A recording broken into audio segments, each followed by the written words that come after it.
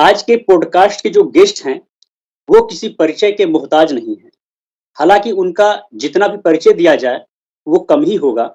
फिर भी जोगिंदर तिवारी एक पशु प्रेमी हैं, वीगन हैं, फिटनेस ट्रेनर हैं। 2016 में गोरक्षा के दौरान उनका एक पैर दुर्घटनाग्रस्त हो गया था, जिसमें रॉड लगा है। उसके बावजूद भी उन्होंने बॉडी बिल्डिंग करियर में शीर्ष पर रहे हैं। 17 साल की उम्र में स्ट्रॉन्गेस्ट मैन ऑफ एमपी रहे और इंदौर बॉडी बिल्डिंग चैंपियनशिप पे इनका कब्जा भी रहा है। ये बहुत ही काबिल तारीफ है।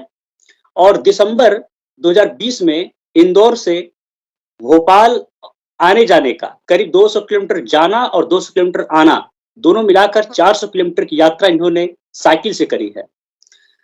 जोगिंदर तिवारी अपने आज इस पॉडकास्ट में बताएंगे अपनी जर्नी के बारे में, विगनिज्म के बारे में और फिटनेस ट्रेनिंग के दौरान कितने लोगों को उन्होंने फिटनेस के लिए ट्रेन किया है और वीगन डाइट कैसे फॉलो करें। तो it is all about veganism और कैसे अपना करियर बनाएं इस क्षेत्र में, फिटनेस के क्षेत्र में। तो जोगिंदर तिवारी जी, अपना कुछ परिचय आप यहाँ पर लोगों को दें, बहुत इच्छा है आप। धन्यवाद। नमस्कार करुणेश जी, धन्यवाद जो आपने मुझे बुलाया अपने चैनल पर। और वैसे तो आपने सब बता ही दिया है मेरे बारे में, ऐसा कुछ बचा नहीं है जो मैं बताऊं। बस यही है कि अब जीवन समर्पित है जानवरों के लिए, पशु पक्षियों के लिए, पर्यावरण के लिए, और अब इसी दिशा में काम करना है।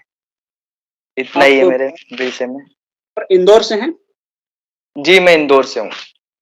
मैंने ये भी देखा कि आपके YouTube चैनल पे करीब 30,000 से ज्यादा सब्सक्राइबर्स हैं और वहां पर भी आप लोगों को कुछ न कुछ संदेश देते रहते हैं फिटनेस का, और ट्रेनिंग देते रहते हैं कैसे बॉडी बनानी है, और वीगनिज्म के सिद्धांत का भी आप वहां पे प्रचार प्रसार जोरों से करते हैं। तो उसका लिंक मैं लोगों को अपने डिस्क्रिप्शन में दे दूंगा या फिर स्क्रीन पे ही वो आ जाएगा। हम लोग बढ़ते हैं पहले प्रश्न की तरफ। अब हम लोग आपसे एक प्रश्न करना चाहेंगे। प्रश्न कुछ इस तरीके से है कि पशु उत्पाद यानी दूध, अंडे और मांस के बिना इतनी बेहतरीन बॉडी, जो आपकी बॉडी है, इतनी बेहतरीन कैसे बनी है? और इस भ्रम का अंत भी करिए जो लोग कहते हैं कि मांस और अंडे के बिना, दूध के बिना तो बॉडी बनाई ही नहीं जा सकती है।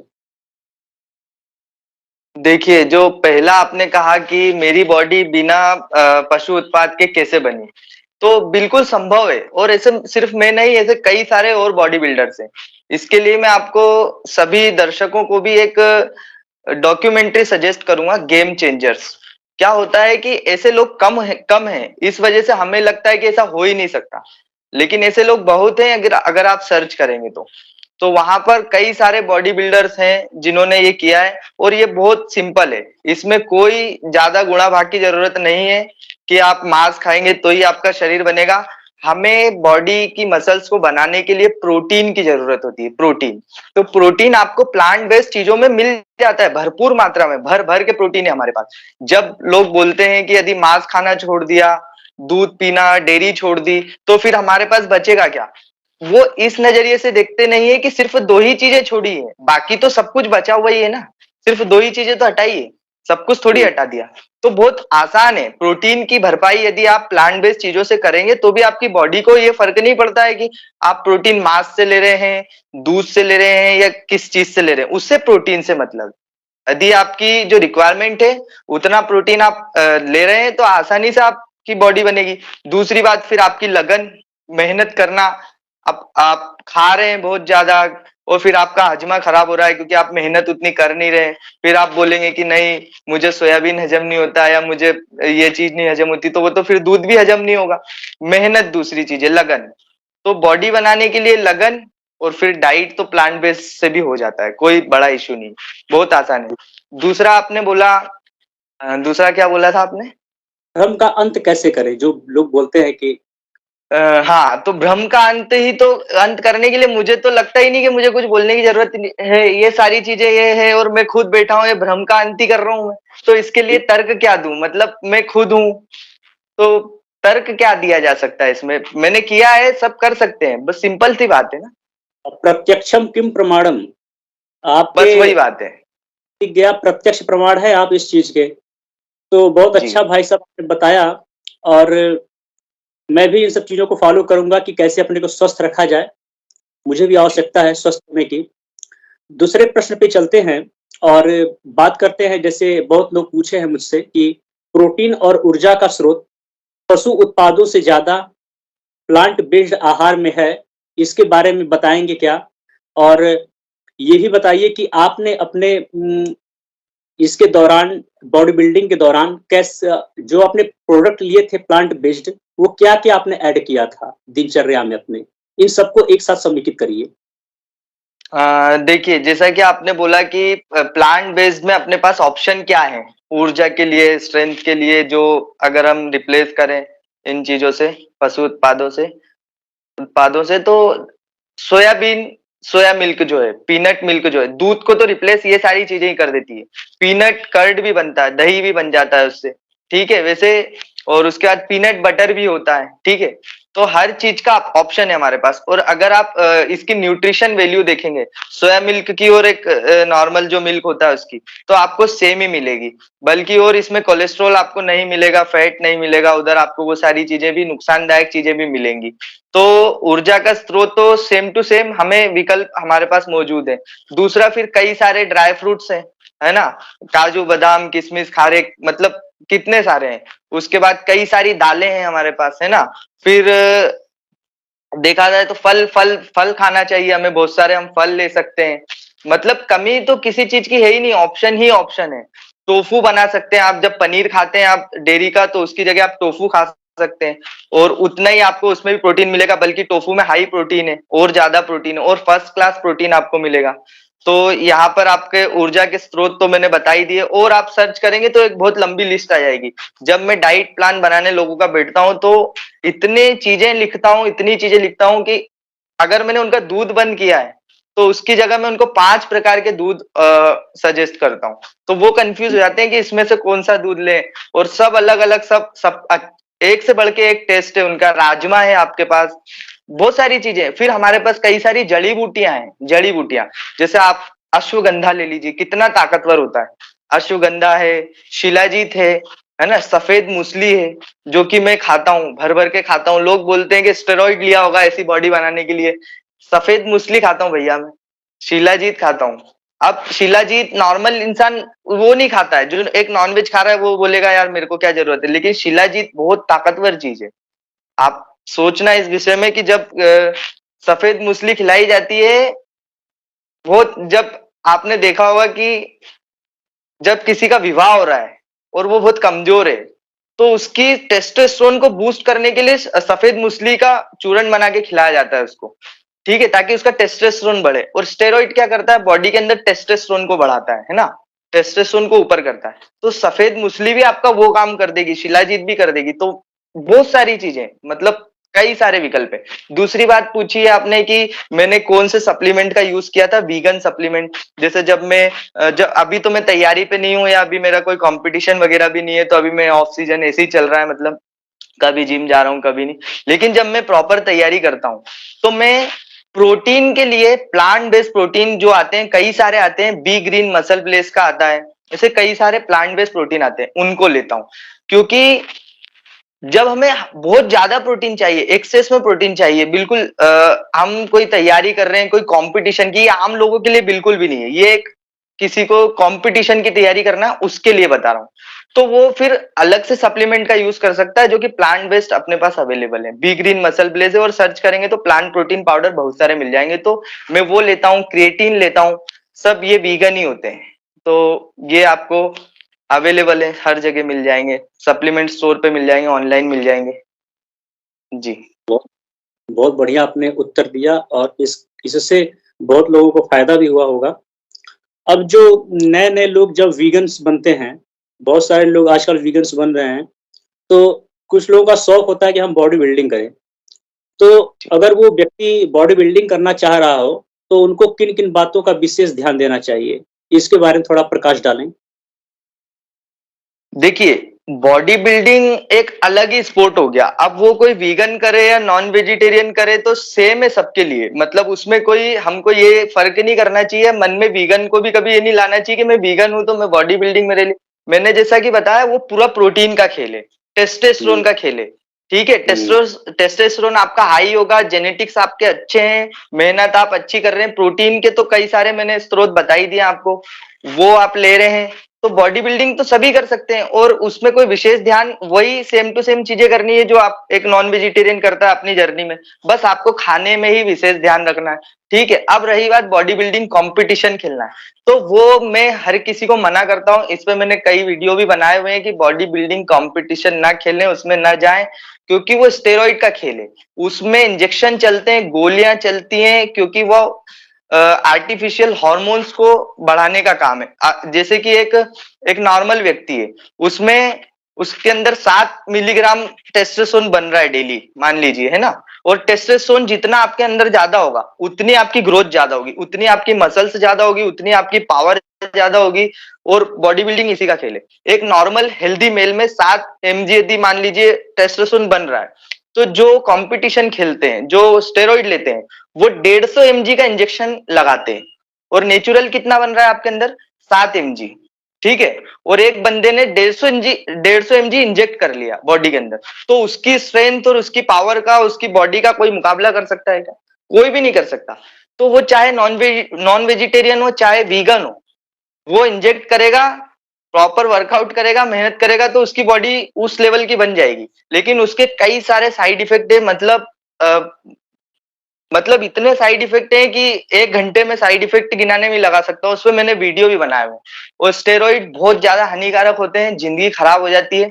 तो बॉडी बिल्डिंग कंपटीशन तो वैसे ही नहीं करना चाहिए, उसका तो मैं वैसे ही सजेस्ट नहीं करता। अपनी फिटनेस बनाओ, आपके ऊपर कपड़े अच्छे लगे, आप कहीं बैठे हो अच्छे लग रहे हो, आपको कोई रोग बीमारी ना लगे जल्दी से, फिट हैं, आप दौड़ भाग सकते हैं, वजन उठा सकते हैं, नॉर्मल जो भी डेली दिनचर्या का इतना रहे, बस इतने पर ही ध्यान देना चाहिए। कंपटीशन के लिए मैं कभी किसी को सजेस्ट नहीं करता हूँ, और बिना स्टेरॉइड के, क्योंकि वो हो ही नहीं सकता है, संभव ही नहीं है। हर इंसान हुँ, स्टेरॉइड लेके आता है वहां पे, छोटे स्तर पे भी।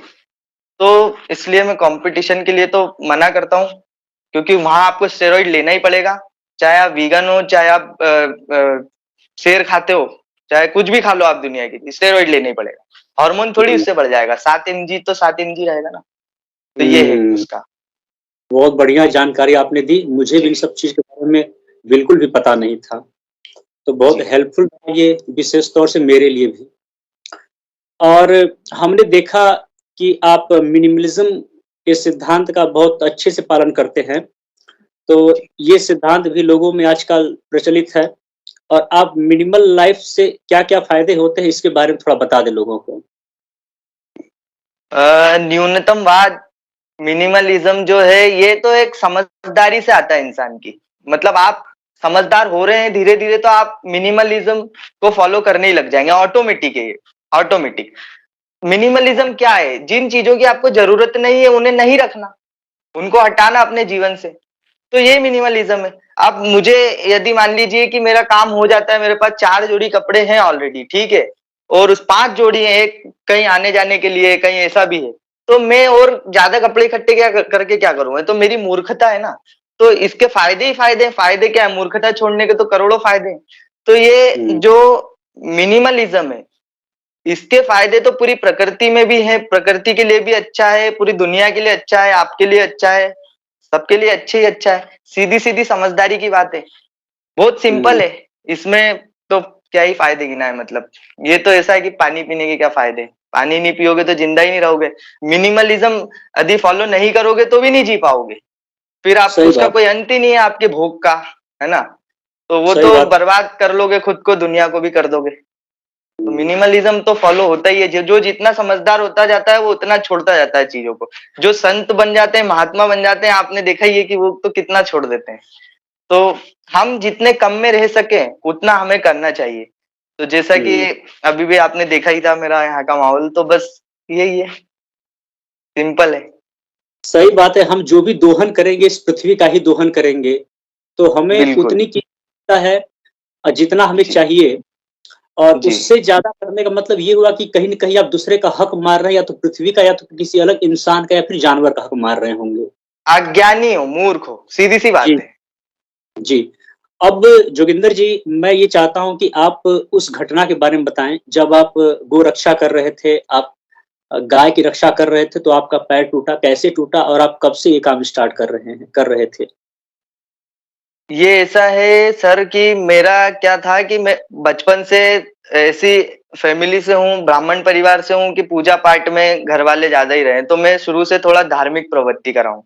तो क्या था उस समय कि गायों को लेके बड़ा मन में था कि गाय हमारी माता है और गाय के अंदर सारे देवता निवास करते हैं, ये सारी चीज़ें। तो कहीं से जब ये सोशल मीडिया से खबर आई, उस समय तो इतना सोशल मीडिया पे एक्टिव नहीं था, मैं धीरे आया ही था और उस समय बहुत ये हवा चल रही थी, हिंदुत्व और ये सारी चीज़ें। तो कि गायों को इस तरीके से काटा जाता है, इस तरीके से बूचड़खानों में, कत्लखानों में काटा जाता है। जब ये पता चला तो फिर मुझसे रहा ही नहीं गया ना, मतलब मैं शुरू से धार्मिक परिवार से हूँ और इतना धार्मिक था कि मैं स्कूल जाता था ना जब, तो मैं स्कूल से बंक करके और कथा सुनने चला जाता था। मतलब और कथा सुनता था और फिर जब वो कथा खत्म होती थी तो बैग लेके घर आ जाता था। मतलब वो जो भागवत कथा होती है, तो गायों के लिए मतलब शुरू से मन में बहुत श्रद्धा रही और जब ये पता चला कि उनकी ये दुर्दशा हो रही है, तो मैंने सोचा कि अब मेरे को गौ रक्षा करनी है। मतलब उस समय मिस्टर इंदौर का खिताब जीता ही था 2015 में और उसके बाद अच्छी जॉब भी कर रहा था, ट्रेनर की एक अच्छे बड़े जिम में। और फिर एकदम ये जब पता चला तो मैंने बोला, घर वालों को मनाया। अब घर वाले तो शॉक्ड हो ही जाएंगे ना कि इतना अच्छा सब चल रहा था, इसको क्या हो गया एकदम से। तो फिर घर वालों को जब बताया तो घर वालों ने मतलब विरोध करा। शुरू में तो सभी करेंगे कि एक ही लड़का इतना जवान हष्ट-पुष्ट अच्छा नाम करा, पेपर में आया सब कुछ और अभी ऐसी बातें कर रहा है कि मैं तो अब गौ रक्षा करना है, घर छोड़ के जाना है, पूरा जीवन गो ये गायों को बचाना है, बहुत दुर्दशा है। तो समझाया, नहीं माने, लेकिन फिर जब उन्होंने देखा कि अब ये और मतलब संभव ही नहीं है इसको रोकना अब, क्योंकि ऐसे-ऐसे तर्क दिए मैंने उन्हें कि या तो फिर आप ये जो घर में पूजा पाठ के लिए जो रखा हुआ है सब ये मूर्ति-वूर्ति सब निकाल के फेंक दो। बिल्कुल नास्तिक हो जाओ कि हम मानते ही नहीं और मानो तो फिर करो, दोगलापन मत रखो अपने अंदर। तो वो समझ गए कि नहीं अब ये रुकने वाला नहीं है। तो फिर मैं घर छोड़ के गुजरात चला गया। गुजरात में एक बहुत बड़ा संगठन है, वहाँ पे मैंने काम किया। तो हम नाका लगाते थे, जैसे जो गायों को काटने के लिए ट्रक लेके जाते हैं और उनको रोकना, खबर आ जाती है, गायों को बचा के फिर गौशाला लेके जाना और ड्राइवर को पीटना, मारना, जो भी कर सकते हैं उसके साथ बुरे से बुरा पुलिस के आने तक, वो सब करना और फिर पुलिस के हवाले कर देना। फिर इस सब चीज़ों में सब मिले हुए रहते हैं, बाद में वो सब छूट जाते हैं, फिर यही होता है। तो ये काफ़ी टाइम करा, इसी दौरान मेरा एक्सीडेंट हो गया। तो फिर मेरे पैर में रॉड डली हुई है, अब तो मैं ठीक हूँ। इसके बाद भी अभी 130 केजी का स्क्वाट करता हूँ मैं पैरों से, अभी परफेक्ट कर लिया है मैंने। लेकिन ये पैर में रॉड डल गई थी, मतलब जांग की हड्डी टूट गई थी 2 जगह से। वहां से फिर घर आया, फिर कुछ समझ में नहीं आ रहा था क्या है ये सब। कुछ मतलब बहुत दिमाग अस्त व्यस्त हो गया था, बहुत ज्यादा अशांत हो गया था। फिर आचार्य प्रशांत जी मिले, बहुत ज्यादा स्पष्टता उनके द्वारा मुझे मिली, बहुत ज्यादा। मतलब धर्म क्या है, गौ माता क्या है, मतलब सब मतलब क्लियर हो गया एकदम, पूरा जिंदगी एकदम स्पष्ट हो गई। फिर आचार्य प्रशांत जी के माध्यम से और संतों को जाना, उनको पढ़ा, बहुत सारी चीजें, मतलब ओशो को सुना, बहुत मतलब बहुत। मैं घर छोड़ के फिर एक बार चला गया था, ये अध्यात्म में ही, इसकी वजह से। फिर सब समझ में आ गया, फिर वापिस आया, फिर वीगनिज्म के बारे में पता चला कि कैसे क्या हो रहा है। तो गोरक्षा तो शुरू से ही थी, बस अब उसका तरीका वही है बिल्कुल। जो मेरा गोरक्षा के लिए जो मेरा जोश था वो आज भी वही है, लेकिन अब तरीका अलग है कि आप बस समझा सकते हो आप लोगों को, उनका मन बदल सकते हो। जबरदस्ती तो क्या ही करोगे, किसी को मार पीट के क्या कर सकते हो, कुछ कर नहीं सकते हो। समझाओ तो बस वीगनिज्म का ही संदेश दे रहा हूँ। मेरे इंस्टाग्राम पे भी मेरे बायो में भी यही लिखा हुआ है कि वीगनिज्म के लिए पीपल फार्म को फॉलो करें, रॉबिन सर को सुने, विघ्नेश सर को सुने, वाईवी केयर को फॉलो करें। सबके इन्हीं के लिंक डले हुए, आचार्य प्रशांत को सुने सुकून शांति के लिए। मेरा उद्देश्य यही है, मेरे जीवन का मकसद ही यही है और कुछ है ही नहीं अब। तो अब इस प्रकार से ये चल रही यात्रा। बहुत बढ़िया। बहुत इंटरेस्टिंग तरीके से आपने बताया, सुन करके बहुत ही अच्छा लगा, रोमांचित मैं हो गया था बीच में। अब हम उस घटना के बारे में सुनना चाहेंगे जब आप साइकिल यात्रा इंदौर से भोपाल की तरफ किए थे और 200 किलोमीटर आना-जाना मिला करके 400 किलोमीटर की यात्रा जो रही, वो कैसी रही? क्या बीच में रोमांचक हुआ और आपके अंदर इतना हिम्मत कैसे आया? देखिए जैसा मैंने आपको बताया कि फ़िटनेस में तो शुरू से ही मेरा बहुत रुझान है। तो मैंने सोचा कि कुछ अलग करा जाए मतलब जागरूकता के लिए कुछ अलग करा जाए और क्या करा जाए समझ में नहीं आ रहा था। जैसे अब जब हम सोचने लगते हैं कि क्या करूँ मैं ऐसा कि जिससे बहुत सारे लोगों तक संदेश जाए या कुछ कुछ तो आए मतलब कुछ तो लाइट में आए कि हाँ, मतलब कुछ हो रहा है। तो मैंने सोचा कि एक साइकिल यात्रा करता हूँ, भोपाल तक जाता हूँ और वो लॉकडाउन उस समय थोड़ा खुला ही खुला था, तो मैंने सोचा कि फ़िटनेस के लिए और साथ में वेजिटेरियनिज़्म, वीगनिज़्म के प्रचार के लिए साइकिलिंग करता हूँ, वहाँ तक जाता हूँ। बस इतना ही सोचा था और उसके बाद प्लान बन गया, एक साइकिल है मेरे पास, उसको उठाया और सबको मैंने खबर कर दी स्टेटस वगैरह डाल के। मेरे फॉलोवर तो शुरू से ही ज़्यादा उस समय से ही तो सब लोग आए रास्ते में हार-माला लेके और फिर उनको प्रचार करा, उनको बताया ये क्यों कर रहा हूँ, फिर पेपर-वेपर में आया और फिर बढ़िया यही था, सफर कुछ नहीं था, गया और आ गया। मतलब इतनी साइकिलिंग मेरे लिए कोई बड़ी बात नहीं, सुबह निकला था, रात को पहुँच गया था। फिर वहाँ पे रात में रुका, वहाँ से सुबह निकला, इधर इंदौर आ गया। तो कोई और बहुत ज़्यादा कठिन रास्ता भी नहीं, कोई पहाड़-वहाड़ भी नहीं, सीधा-सीधा हाईवे है। तो चला गया और आ गया। मीडिया कोई को बहुत खबर परिश्रम नहीं लगी। था। मैंने आपको बताया ना फॉलोवर मेरे पहले से ही बहुत ज़्यादा हैं। मतलब इस हाँ, तो मैं लाइव चल रहा था रास्ते में, फिर मेरे साथ बहुत सारे पत्रकार लोग भी जुड़े हुए हैं, तो उन्होंने बोला, "अरे यार भैया ये तो बहुत आप अच्छा कर रहे हो, तो इसको हम छपवाते हैं।" मैंने बोला, "बिल्कुल, छपवा दीजिए" और फिर देखा उन्होंने, फिर पेपर में आ गया। वीगन एक्टिविज़्म आप कहाँ-कहाँ किए हैं और कितने लोगों तक प्रभाव आप डाल चुके हैं अभी तक? देखिए सर जैसे वीगन एक्टिविज्म की बात है तो मैं पूरा ऑनलाइन काम करता हूँ है ना। अब जैसे कि मैं डाइट प्लान बनाता हूँ लोगों के डाइट प्लान वर्कआउट शेड्यूल बनाता हूँ तो उनको मैं पूरी तरीके से वीगनिज्म के फायदे बताता हूँ जो भी मेरे स्टूडेंट बनता है मुझसे पूछता है कैसे क्या ट्रांसफॉर्म करना है कैसे फिजिक बनाना है कैसे वेट लॉस करना है। तो ऐसे कई डेली कम से कम 25-30 लोगों से ऑनलाइन बात करता हूँ नए लोगों से डेली 25-30 डेली। तो उनको बताना है यही एक्टिविज्म है और साथ में फिर जो रोड वाला एक्टिविज्म है वो भी अभी करना शुरू किया है इंदौर में। आपने देखा होगा अभी मैं अपलोड करता रहता हूँ। इंदौर की जो वीगन कम्युनिटी है उनसे जुड़ गया मैं। तो जब भी कुछ ऐसा होता है तो वो मुझे बता देते हैं तो मैं पहुंच जाता हूँ वहां पे फिर हम एक्टिविज्म करते हैं।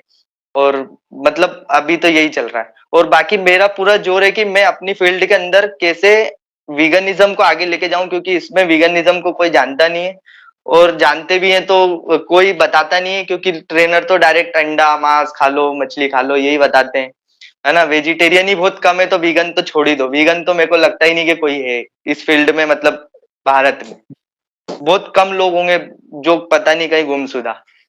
तो इसमें मैं चाह रहा हूँ कि कुछ करूं और ऑनलाइन एक बहुत जैसे विघ्नेश सर कर रहे हैं ऑनलाइन बहुत अच्छा काम कर रहे हैं वो वीडियो बना के बहुत लोगों तक पहुंच पाए हैं वो। आचार्य जी कितना लोगों तक जा पा रहे हैं ये ऑनलाइन की ताकत है अपनी सोशल मीडिया की ताकत है। तो मेरा यही है पूरा उद्देश्य कि सोशल मीडिया से लोगों तक पहुंचूं और अपनी बात उन तक पहुंचाऊं और जो कि मैं कर भी रहा हूँ पूरी कोशिश यही है। और बाकी जुड़ा हुआ हूं तो बुला लेते हैं वहां चला जाता हूँ। It was a wonderful session with you.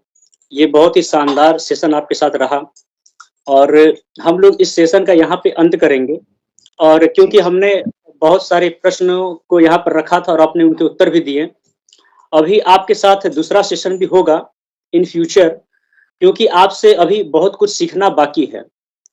तो आज हम लोग इसको छोटा रखे हैं जिससे कि सबके लिए एंगेजिंग हो। जो नए लोग सुन रहे हों, ये पहले समझे कि जोगेंद्र तिवारी क्या हैं और आपसे लोग कनेक्ट कर सकें। मैं जोगेंद्र तिवारी के सारे सोशल मीडिया हैंडल्स को मैं लिंक कर दूँगा यहाँ पे, तो सब लोग जा कर के उनको फॉलो कर लेंगे।